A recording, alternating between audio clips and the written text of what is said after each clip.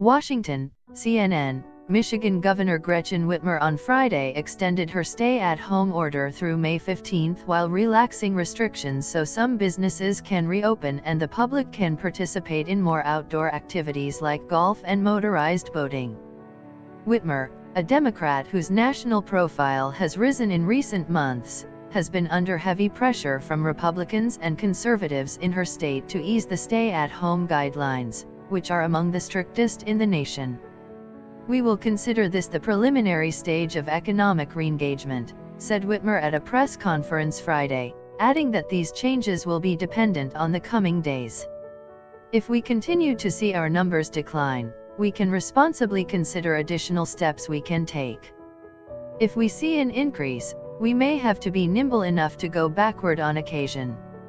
The Democratic governor's order says people are now required to wear face coverings in enclosed public spaces such as grocery stores if they can medically tolerate it. The order will also allow landscapers, lawn service companies, plant nurseries, and bike repair shops to resume operating, subject to social distancing rules. Big box retailers will no longer have to close off garden centers and areas dedicated to selling paint and carpet. The new executive order is designed to help combat the coronavirus pandemic.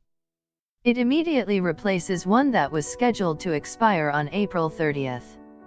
New restrictions on travel and outside activities for the public have also been eased. Individuals will now be allowed to travel between their residences, though it isn't encouraged.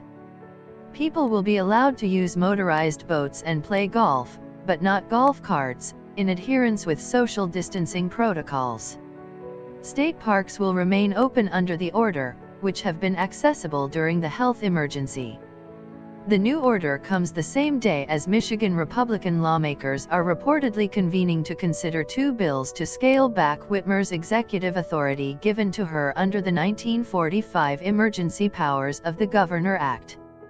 The Democrat has faced demonstrations against her closure orders, both at the state capitol in Lansing, and most recently at her home. The first bill will look to stop the governor's power to declare emergencies in times of crisis. The second bill will look to limit the length of any emergency declaration by the governor from 28 to 14 days.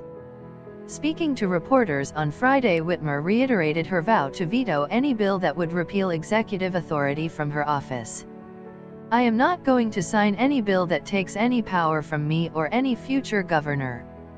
The powers of the executive office are incredibly important, especially in times of crisis, where lives are on the line," she said. If the governor vetoes a bill, the state legislature may override that veto with a 2/3 vote from each house.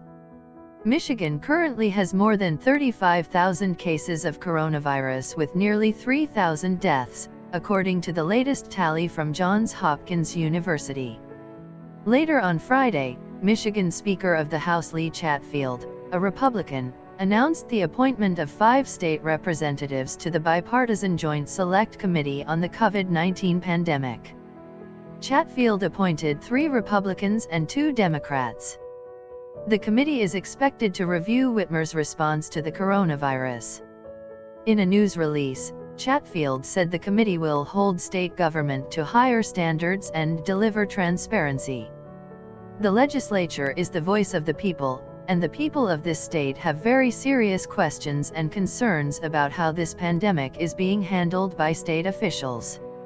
We hear about it every day from our constituents, families, friends, and neighbors.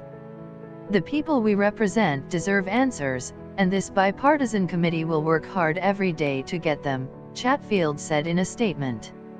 Michigan Senate Majority Leader Mike Shirkey, a Republican, will also appoint 5 representatives. CNN has reached out to Shirkey's office for comment. Thanks for watching. If you are first time on channel, please don't forget to hit the subscribe button for future updates.